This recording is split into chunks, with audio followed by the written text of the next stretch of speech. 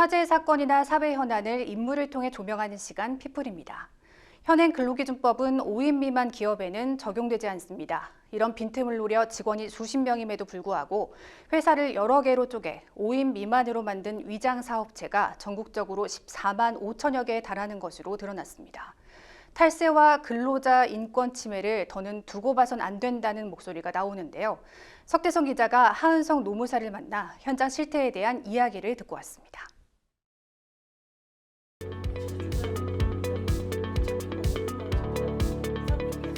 노동인권 실현을 위한 노무사 모임에서 활동하고 있는 하은성 노무사라고 합니다.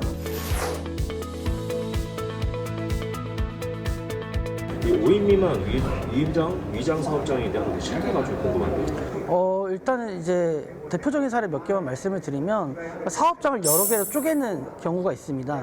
같은 곳에 위치하는데 예를 들어서 뭐 60평짜리 건물이 있어요. 근데 그 60평짜리 건물을 뭐 30평은 A 기업, 30평은 B 기업 이런 식으로 이제 전대차 계약을 통해서 쪼개기도 하고 아니면 그냥 다 같은 사무실 하나가 계약을 하는데 근로계약서만 다른 이름으로 쓰고 그냥 사업자 등록만 내놓는 거예요. 실제로는 같이 하나로 움직이고. 근데 그런 경우에 각각의 고용보험에 들어갔을 때는 이제 뭐 6명이 일을 한다라고 하면 3인 3인인데 실제로는 6명이 하고 있으니까 5인 이상인 거잖아요. 그러니까 이런 식으로 사업장을 쪼개는 경우가 있고요. 두 번째는 이제 누가 봐도 한 8명, 10명, 20명 이렇게 일을 하고 있는데 근데 실제로 고용보험에 가입된 사람은 뭐 두세 명, 나머지는 다 뭐 3.3 프리랜서 계약을 해서 이 사람들은 노동자가 아니라 뭐 도급 계약자다 아니면 뭐 사업자다 사업소득자다 이런 식으로 분류를 해서 실제로 고용된 근로자가 5인 미만이니 여기는 5인 미만 사업장이다 라고 하는 이제 사업소득자 위장형이 있고 뭐 그 두 개를 섞어서 쓰는 경우들도 있고요. 최근에는 이제 대기업들도 이런 식으로 위장하는 경우들이 굉장히 많이 좀 제보가 되고 있어요. 벌써 제가 3년 동안 3번째 사례를 수행하고 있는데 그러니까 저만 이렇게 들어온다고 한 거는 전국적으로는 사실 수백 개 사례가 있다는 거거든요. 이게 왜 그러냐면 과거에는 이제 사내벤처 뭐 TFT 뭐 이런 이름으로 해서 사내에 뭔가 부서를 만들어 가지고 이제 신규 사업팀 이렇게 움직였던 거를 이제는 그렇게 하기가 힘들다라는 거예요. 왜냐하면 사내에서 뭔가 그렇게 좀 프로젝트성, 특히 이제 성패가 갈려 있는 그런 것들을 하려고 하는 사람이 잘 없다. 잘 되면 대박이지만 안 되면 내가 또 밀려나니까. 그리고 내부에서 채용할 수 있는 게 한계가 있다. 외부 채용을 해야 되는데 그런 식으로 대기업이 직접 고용을 하면 해고가 어렵잖아요. 그러다 보니까 거의 이제 채용고나 아니면 실제 채용 과정은 대기업이 관여하거나 아니면 직접 수행을 하면서 사업체만 따로 내는 거예요. 근데 그 사업체의 대표는 뭐 회사의 부사장이기도 하고 아니면 뭐 인사과장이기도 하고 뭐 이런 식으로 이제 대표를 설정해 놓는데 심한 경우는 과장이 승진해서 바뀌면 여기 대표도 바뀌어요. 그러니까 그냥 형식적인 사업체예요. 근데 과거에는 이제 같은 팀으로 운영하던 거를 그런 식으로 분사기업, 뭐 계열사다 이런 식으로 해서 5인 미만으로 만들어 놓고 외부에서 채용을 하고 사람을 쓰다가 필요 없어지면 해고하고 5인 미만 사업장은 해고가 자유롭기 때문에 이런 식의 탈법적 행위가 이제 작은 기업들만 있는 게 아니라 재벌그룹, 뭐 재계 52그룹, 대기업 이런 데서도 하고 있다라는 게 요새 가장 좀 큰 트렌드인 것 같습니다. 그 5인 미만 위장 사업장이 급증하는 그 주 원인이 좀 뭐라고 보시나요? 사실은 이제 기본적으로 근로기준법 자체가 5인 미만 사업장에 노동법의 핵심 조항들이 적용되지 않기 때문에 이것만으로도 사실 위장할 유인들이 있었죠. 그러니까 5인 이상이면 거꾸로 지켜야 될 법들이 많다 뭐 이렇게 얘기를 하면서 5인 미만으로 만들기만 하면 훨씬 더 법의 규제를 받지 않고 자연스럽게 뭐 훨씬 더 많은 이익을 누릴 수 있다 뭐 이런 얘기들을 하는 건데 그 이후에 뭐 공휴일법이라든지 중대재해처벌법이라든지 이런 것들도 다 그 5인을 기준으로 적용이 되고 안 되고가 정해져 있잖아요. 그러다 보니까 야 5인 미만으로 위장만 하면 공휴일에 유급휴일도 안 줘도 돼. 중대재해처벌법도 안 지켜도 돼. 근로기준법 여러 핵심 조항은 피할 수 있어. 너무 이익이 많잖아요. 근데 심지어 10년 동안 이게 계속해서 증가세를 보이고 거의 한 4배 가까이 증가를 했는데 정부 당국에서 이걸 제대로 잡지도 않고 걸려도 페널티가 없어. 그러니까 더 늘어날 수밖에 없는 거죠. 사람이 학습 효과라는 게 있는데 누가 걸렸어요. 언론 보도도 됐어. 근데 그냥 원래 줘야 될 돈만 주고 끝났대. 야 그러면 안 하는 게 손해 아니야? 원래 줘야 될 돈 주는 건데 야 그럼 이건 무조건 안 하면 내가 경쟁해서 손해보는 거다. 이런 분위기가 자연스럽게 사회 관행적으로 형성이 됐다는 거죠. 그래서 이런 것들을 전문으로 컨설팅 해주는 노무사들도 나오고 업체들도 나오고 아예 광고에다가 5인 미만으로 만들어 드립니다. 인건비 얼마 20%까지 절감할 수 있습니다. 이걸 막 뿌리고 다녀요 사업주들한테. 그러니까 거의 뭐 근로기준법이 우스워지는 거죠. 그러니까 요새 이런 것들 때문에 점점 더 위장 사업장이 늘 수밖에 없고 실제로 매년 1년도 빠짐없이 늘어났다라고 볼 수 있습니다.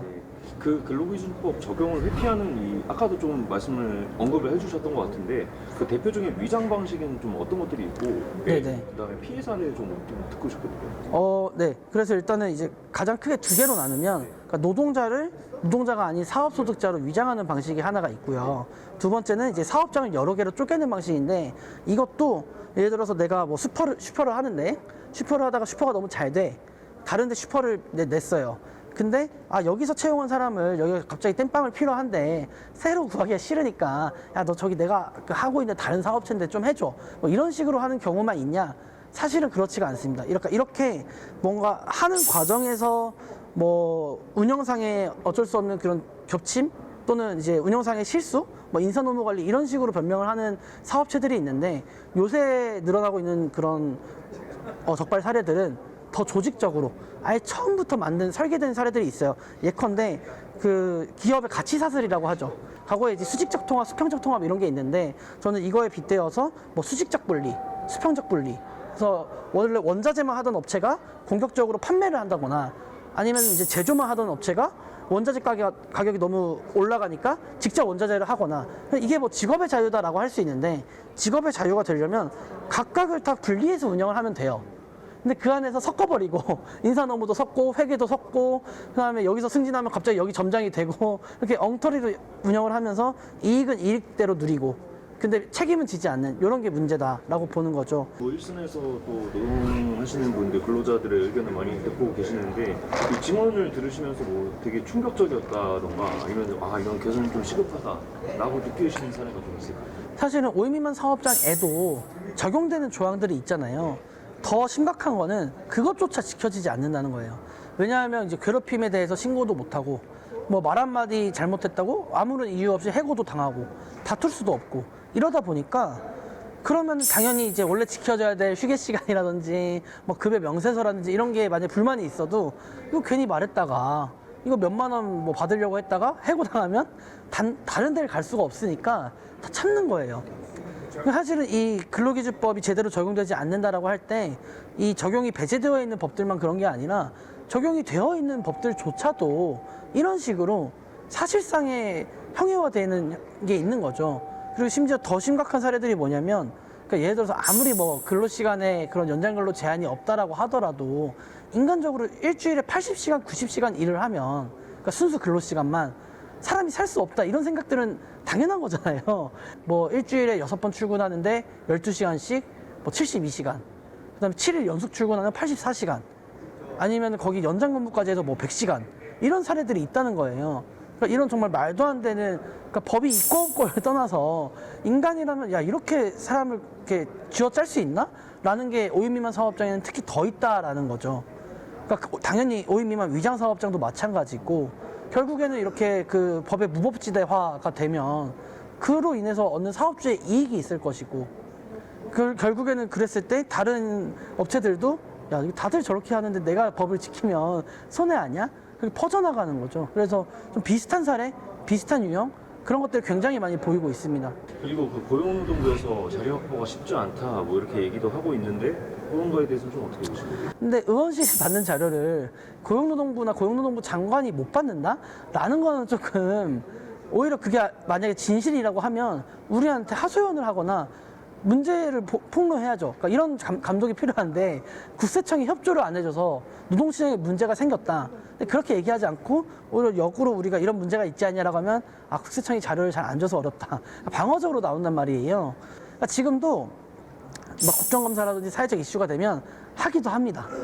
근데 선별적으로 한다는 거죠. 그러니까 그런 때는 그럼 자료를 어디서 받았냐? 당연히 이제 공단이나 국세청에서 받았을 건데, 그러니까 그거는 좀 너무 소극적으로 대응하고 있는 것이지 않나라고 생각을 하고요.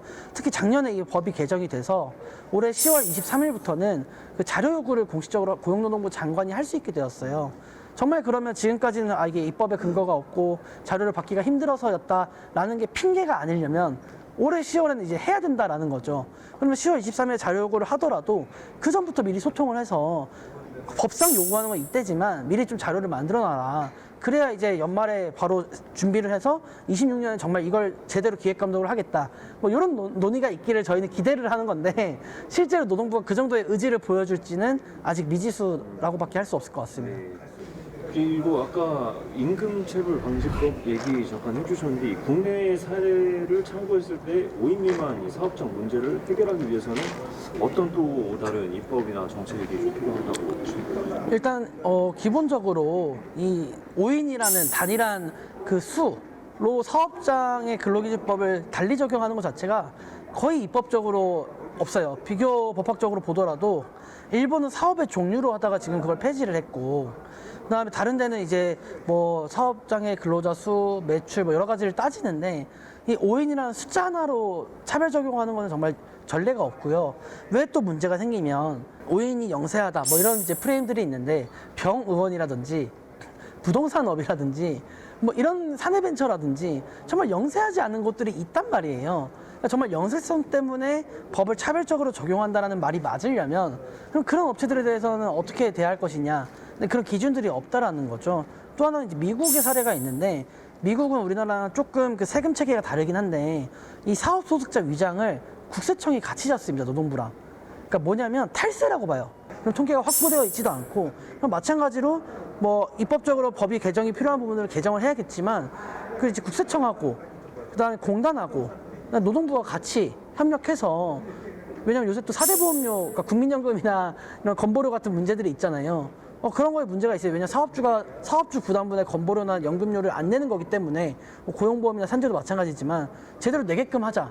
그리고 그렇게 내야 될 보험료들을 안 내므로써 시장에서 우위를 점하고 있다면 하다못해 뭐 판매하는 재화나 서비스의 가격이 내려갈 수도 있을 것이고, 아니면 이 그 위장을 통해서 뭐 제품 개발에 다시 더 투자를 할 수도 있는데 그게 결국엔 공정하지 않은 경쟁이거든요. 그러니까 이런 것들을 사실은 노동부만의 소관이 아닌 거죠. 그러니까 해외 사례들을 보면 충분히 그런 식으로 해석할 수 있고, 이걸 정말 기업 간의 잘못된 경쟁으로 보기 때문에 단순히 노동부에 관할 문제로 보지 않아요. 오히려 더 적극적으로 정말 페어한 경쟁, 사람을 쥐어짜는 방식이 아니라 정말 투자하는 방식으로 해야 된다라는 것들을 또 기재부나 이런 곳에서 할 수 있고, 아니면 이제 경총이나 이런 데서 사실은 무조건 반대만 할 게 아니라 사실은 이 경영자들이 봤을 때 우리나라에서만 경쟁하는 게 아니잖아요. 저희가 글로벌 경쟁인데 우리나라에서 그렇게 쥐어짜서 경쟁하는 게 해외에 먹힐 것이냐. 그러니까 장기적 시야에서 봐야 되는 거죠. 그러니까 그런 뭐 정책적인 사례, 입법적인 사례, 실제 그런 뭐 조사 사례들을 봤을 때 충분히 이 위장 문제에 대해서 얼마든지 여러 가지 방식으로 접근할 수 있고 입법화도 가능하다라고 생각을 합니다.